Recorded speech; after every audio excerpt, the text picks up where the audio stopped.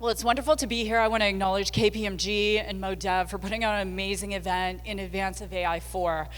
I'm going to start with a question. My invitation to all of you, putting technology aside, putting the Las Vegas Strip aside, putting everything we had going on this morning and what we've got going on after aside, I want you to think about the last time you engaged with the healthcare system. Maybe you had routine lab work. Maybe you had a visit with your healthcare practitioner. Maybe it was an emergency room visit. Maybe it was urgent care. Maybe it was an aging parent. How many of you, when you think about that last interaction with the healthcare system, think about it fondly? One person. 2, 3. My last engagement with our healthcare system was last Friday. And before I share more about that, I want to talk about the state of healthcare here in the United States. I'm originally from Canada. I won't say A. I do very fondly consider myself a Commonwealther, and all of my AI agents have British boy names, including Pembroke and Edmund and Henry and James. However, I live in the United States now and engage with our healthcare system. And in the United States, the annual spend on healthcare is $5.7 trillion. That is up from the previous year by 7.3%. If it was a country, it would be the 3rd largest economy in the world. It's larger than the GDP of Germany, and yet it's fragmented, it's broken, and it's reactive, not proactive. How many of you would agree with that? We go to the doctor, then we get sent for lab work, we get sent for tests, and then it's another test and another test. And I'm going to speak specifically to my fellow women in the room. How many of you love going for your annual visit? And don't you love it when they ask you the same questions over and over again? So last Friday, I went for my annual. Rasan loves when I tell personal women's health stories. I went for my annual, and they said, "Oh, Susan, you have some paperwork to fill out." And my first reaction was, "Oh, yay, I love paperwork." And they handed me a clipboard with physical papers on it. Page 1, name, address, date of birth. Questions, page 2, name, address, date of birth. More questions, page 3, name, address, date of birth. You would think in one of the most robust economies in the entire world, I wouldn't, at 53 years old, still be filling out paper with my name, address, date of birth on it over and over and over again. And that is the red tape and the fundamental problem with healthcare. And yet here we are with artificial intelligence, with machine learning. Did you know that healthcare in AI is over 70 years old? It came out of Stanford in the 50s, and yet we're still filling out pieces of paper with the same information. And we have the data silos, and one EMR, electronic medical record, doesn't speak to the other one. And we have companies and systems that will not share data even when the patient wants it, that can make our lives easier. Here's another statistic. Who knows what the average length of a patient visit is in the United States? Who can tell me? Take a guess. 1 to 2 hours, 3 minutes. Wherever you go for healthcare, keep on going. It's 11 minutes. 11. And during that 11-minute visit, they're going to ask you the same questions they ask you all the time. How much do you exercise? How is your sleep? Especially at midlife, right? And then by the time you actually get to the point of care, it is not care anymore. So this past June, I was summoned by the American Medical Association to go to Washington for a closed-door session, and the topic was the future of the physician and AI. And there were 49 people in the room. I was one of 2 entrepreneurs invited, and then we had the heads of healthcare for Anthropic, the head of healthcare for OpenAI, the head of healthcare for AWS, and so on and so forth. And what I discussed was the following. Kramer's O-ring theory. How many of you are familiar with Michael Kramer, the economist? what Michael Kramer said, and some of you will remember this, is that in any complex system, it's only as strong as its weakest link. When we start introducing artificial intelligence into healthcare, my question for all of you as an AI ethicist is this: is the weakest link the human, or is the weakest link the AI? And in a moment, we're going to have a fireside chat, and we're going to go deep into this conversation. But as long as we are looking at healthcare through the lens of legacy systems and data silos and fragmentation and being reactive, we're not solving anything. I'm going to talk about women's health for a moment because that's what I'm building. But I'm going to go back to the pandemic. I have all the fun topics for you. Annual visit, girls, and the pandemic.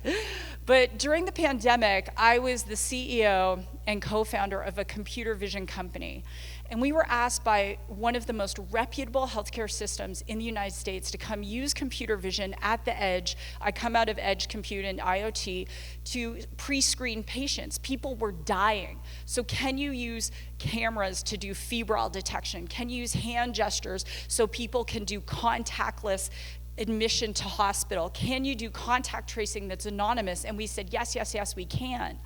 But while people were dying, we were dealing with that fragmented healthcare system and all of the red tape of taking a pilot that could save lives and allow the nurses to be able to do what they needed to do instead of having an iPad and going, what's your name, where do you live, and all the same things. We're still filling out those forms later, 6 years. But by the time we were actually able to do it, we were well through part of the pandemic. And if you think that last healthcare crisis was the last crisis, it's not. And we still haven't solved the problem. So let me share with you what I'm building, and then we'll go into this fireside chat. So 2 years ago, I left my previous startup, and under my tenure, we did the largest deployment of computer vision AI at the edge, at scale. If you want to talk edge compute, I'm happy to talk about it all day long. But I was going through menopause. I'm saying the M word. And I was struggling. I couldn't sleep. I was sweating through my clothes. I couldn't focus. And I thought, in a system where we have 67 million women in perimenopause and menopause, and it is the highest suicide rate for all females in the United States. Did you know that? Women are dying every single day. And I said, with my background in AI, I want to solve for this. So what I decided to do was build out the whole ecosystem. And I'm so proud to say we started on the digital health side, making it integrated, fun for women to record their symptoms, track their symptoms, using, T talked about agentic AI, using an AI agent named Harmony to be able to engage with women, to be there for her 24/7, and then the telehealth side with providers where your initial visit is 45 minutes, your follow-up is 30 minutes, and they're all certified, and then the connected layer, another AI agent that takes the data and then populates the EMR. And it has not been easy, but we're gonna solve for this. And so I invite you, as I bring my amazing esteemed colleague to the stage, to think about your last healthcare interaction. Was it really good? Think about the healthcare interactions your aging parents are having, your children are having. And what if in a room like this, we could solve these challenges? So I would love for you to help me welcome Naresh Kamala. Naresh is the lead IT architect for enterprise solutions at McKesson. He is a loving father of two, and he is so passionate about how we get the fragmentation out of the healthcare system and help save lives. So with that, please give Naresh a huge round of applause and welcome to the stage.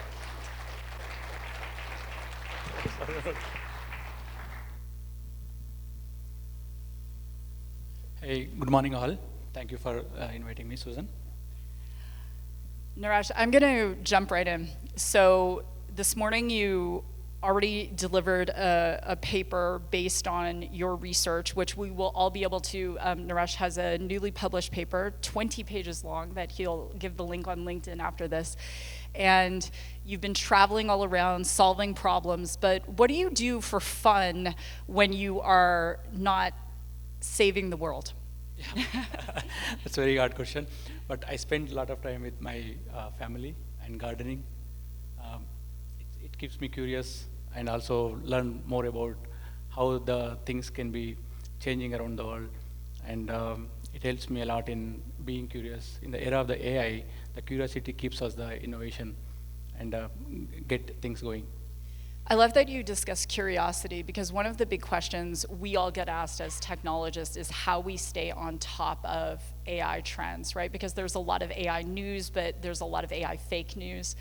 And this morning and thank you for sharing your research with me, you have developed a framework, and it's really interesting because we all read the scathing from my alumni, MIT. We all read the scathing report. How many of you remember this, that AI had a negative ROI that came out last year, and that AI wasn't working and so forth. Yet your research actually contradicts that. Can you discuss that? Yeah, it's interesting actually. I think many of the folks here in the audience here trying to experiment a lot of pilots in the different space, because AI is making us implement the solutions much faster than earlier. So interestingly, the thing is, those pilots are really successful at the pilot stage, but it's going to increase the cost of the ownership as an enterprise. When you think about an enterprise large scale, all the fragmentation actually creates the technical debt. So many pilots across the different departments, but if you really look at the enterprise scale, maybe there is a synergy is needed, enterprise alignment is needed, which actually makes interesting that every leader has to think about how do we get that enterprise alignment when we are building the AI solutions in the era of fast-paced development. So that's an interesting topic. I did publish about primarily focusing on the contract, but it talks more about the enterprise, how the alignment need to be bringing then. And when you're thinking about contracts, we were talking about in healthcare, contracts can be 100 pages long or longer. How many of you have ever had to deal with a 100-page contract, right? And they vary, obviously, by the organization. And in terms of beyond the contract negotiation, there are things that get missed in contracts. And yet, you and I were having the discussion where, with regard to AI and especially healthcare contracts, there's actually an opportunity and a positive ROI. Can you talk about what's working? Yeah, definitely. So how many of you are here in dealing with contracts, unstructured data, AI, implementing AI pilots? Folks. So in the regulated industry, especially in the pharma and healthcare, even not only the healthcare, but across the industry, the contracts plays the vital role in our operations. Everything ties back to the contract. So what are our terms with the companies and our partners, and what are the obligations we have to follow, and also about what is our regulatory risk and what is our compliance risk. So those are all, there is a lot of data in the contract. So what is happening in the current days, every contract, because of that information is so much information available in the contracts, we always fall in, the operationalizing becomes a challenge.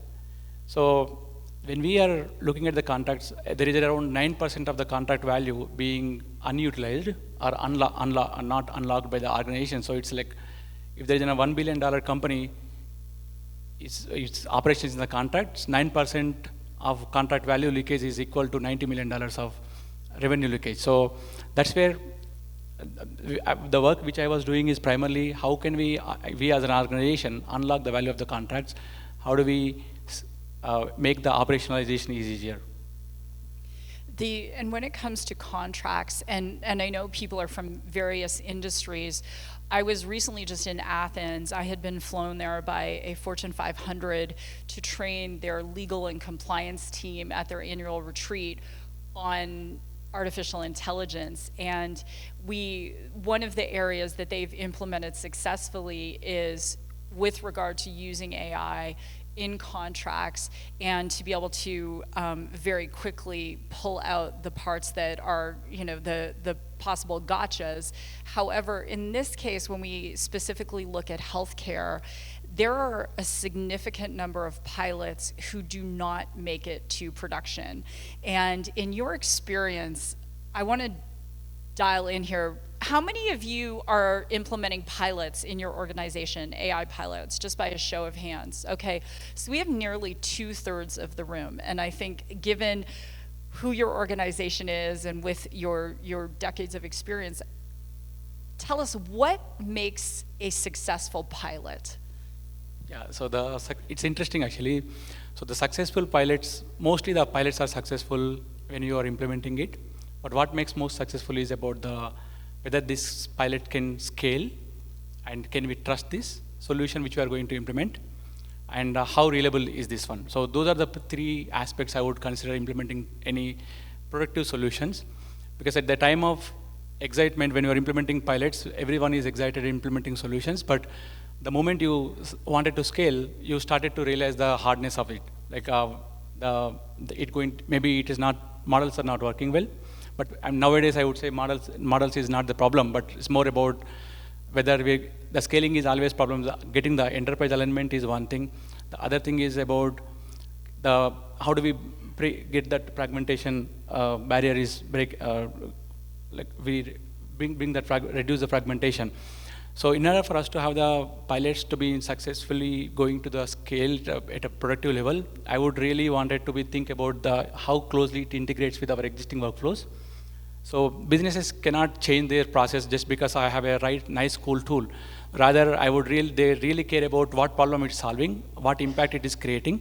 So I would always keep in mind that how my pilot going to be integrated into existing workflows, what kind of impact it is making to my team, and am I able to shift the people who are going to be, because with the AI, there is a lot of productivity gains are coming in. So the other thing I would like to consider is whether we are able to create a right impact on the people who are in the organization, also outside. So I would consider those are the aspects, and it's really important that you have to be always connected with the people across the organization, making that pilots go successful. And being responsible with the investments you are making, those are the things I would see as the success criteria. I can give some examples where McKesson as a company, what kind of pilots we did and how we scaled it. So especially there are certain areas on the Antada. Antada is a cancer care. There is a lot of unstructured data available in the documents, and patients don't get enough care with the unstructured data because they don't get enough information going through thousands of pages of documents. It always was a challenge. So one of the pilot which we worked with Microsoft is how do we bring that unstructured data into a structured and get structured data so that the care can be provided with most accurately and most reliably without time. So that is one of the success I would say, which is a great success at McKesson. And there are a lot of other things, contact center optimization, and there are also certain examples around the supply chain optimization solutions. And I love that you mentioned with regard to pilots, there's the trust piece, which is huge in healthcare, integrating with the existing workflows, and some of them are legacy systems. And I want to share an example that Naresh and I were talking about that came up at the AMA. So the world we're living in healthcare now, there's a company, and I don't think you would mind me sharing, called Doctronic. And Doctronic has a pilot with the state of Utah, and they have a conversational AI that you can chat with for 20 minutes, and it essentially triages you and then connects you with a provider, and you pay $39, and it's 24/7, 7 days a week. And that, which all sounds well and good, but they had to get medical malpractice insurance for their AI. And in the AI that we're building now, our Dottie model, we'll probably be the third company in the United States applying for MedMal for our AI. And I, as an ethicist, I wanted to bring that forward because I don't know that we're all thinking about these types of things when it comes to AI and healthcare and piloting. And Naresh, the the piece around this, which I also find really fascinating, is that there are a lot of companies that have great ideas. They can save lives, they've got some early studies, some research, and McKesson, of course, has a research arm. But you mentioned unstructured data. So I want all of you to imagine where some of the data came from. How many of you have ever, well, how many of you would be of the age where you remember prescriptions being written on a piece of paper you took home with you to the, and went to the pharmacy? Okay, about half the room. How many of you, part of that prescription looked illegible, right? So I want you to imagine that in healthcare, some of the data is an exhausted nurse who's working a double shift, or the physician who has been on call for 3 days and hasn't seen their family, and they're writing, and there's that data, then there's the data from the insurers and so on, and to aggregate this data, it's extremely unstructured. Let's talk about data silos, because this is a big problem in healthcare, and I know it's one that you've encountered many times. Yeah, so especially in the large organizations, what happens is every time there are different department works on different priorities, and every department thinks about the data they have is enough for the making decision, and the siloed data is always creates the problem.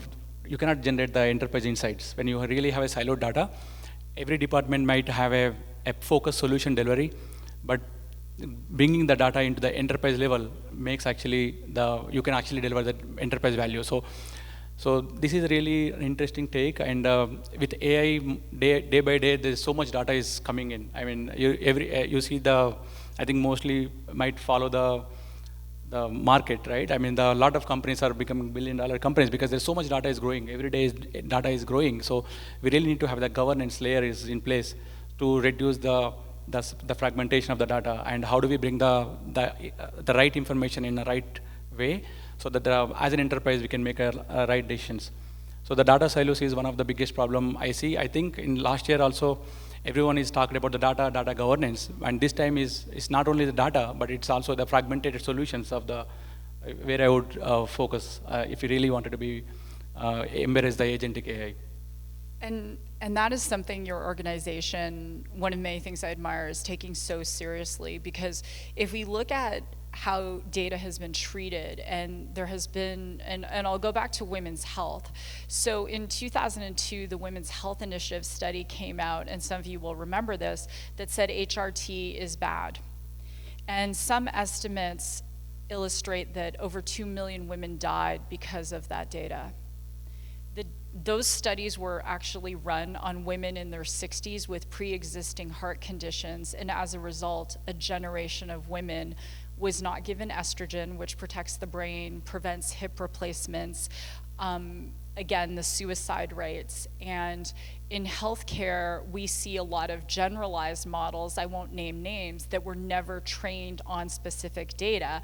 You and I are both Asian. There isn't data really on Asians or brown, black populations, and people are dying every single day. So in your opinion, as an industry leader, how do we solve for that? Because that's a massive challenge. Yeah, so let me, it goes back to our previous conversation about the previous question, right? So it's more about the alignment, bringing the alignment across the industry and across the teams within the organization is where I would say helps us in getting there. Like in the beginning of your chart, you talked about how can I reduce my work when I'm going to patient visit, right? So I always see that there are like a policy and risks also there when sharing the data between the partners.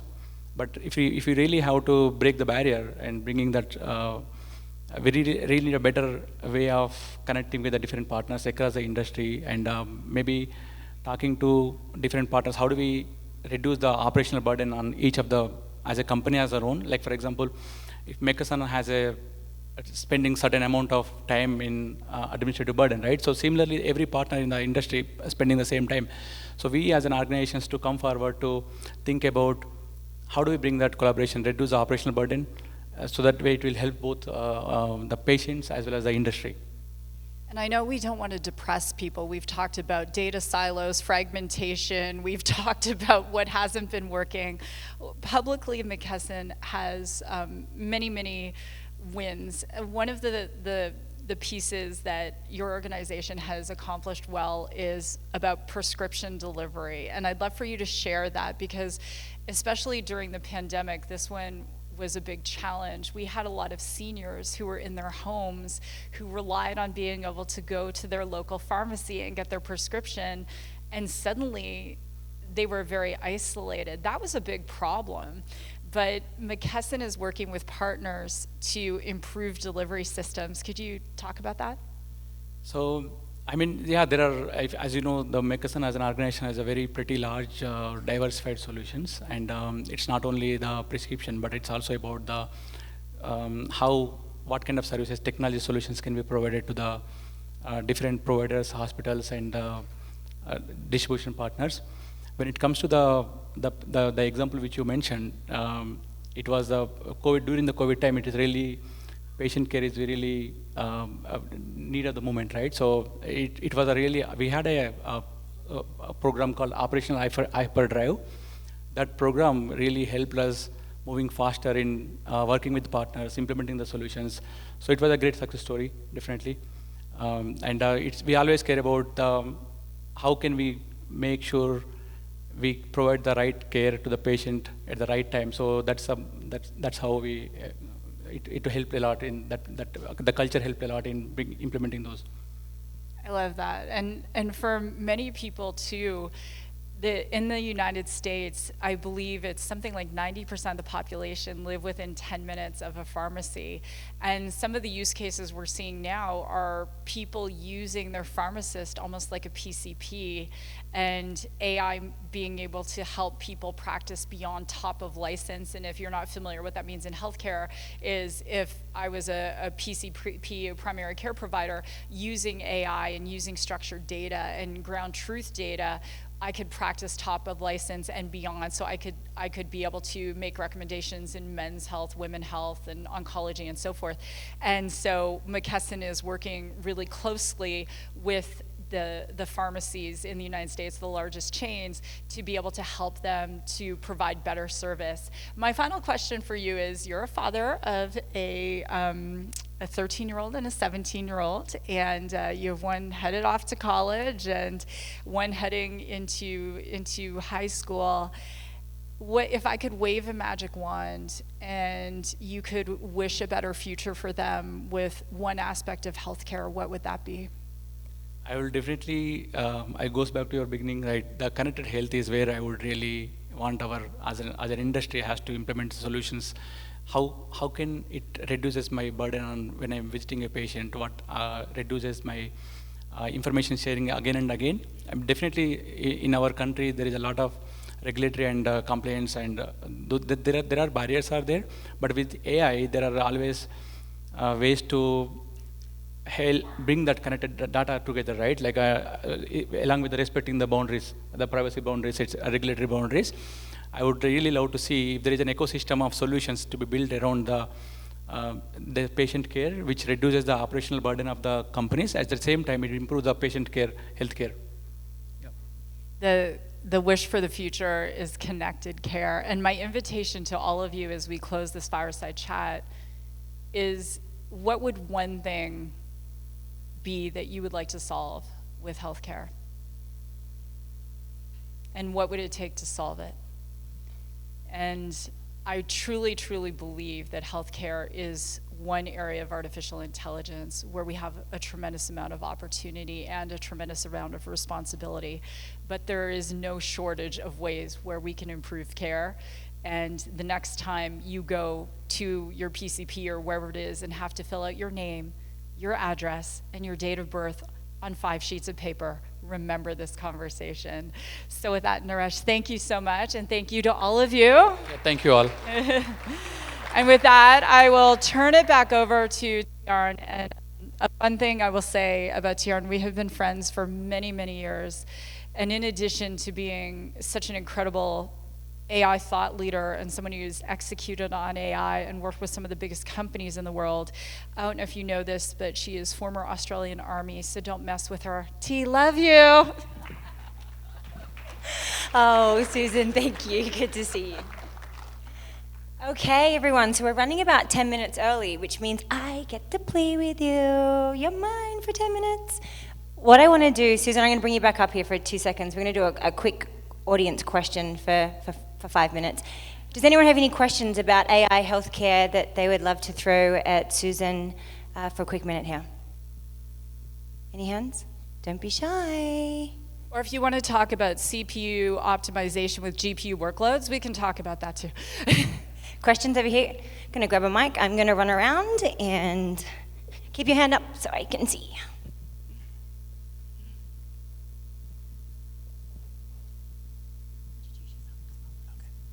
Hello. Hi, my name is Mohan Gupta. I'm the CEO of Acumen Velocity. We're a Google Cloud partner as well as work with AWS on operationalizing AI for healthcare, financial services, and banking. So, question about healthcare, since we're talking about not only operationalizing, but also using healthcare, especially connected AI.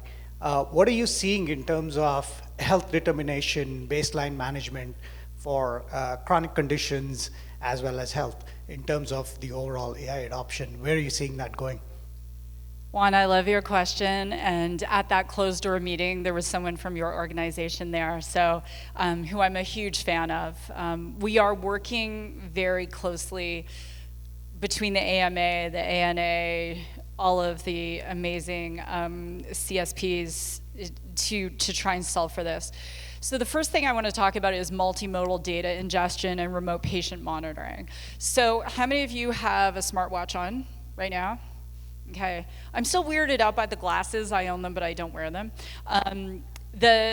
So this is remote patient monitoring, right? And Google is doing an amazing job in using digital health to be able to solve for this.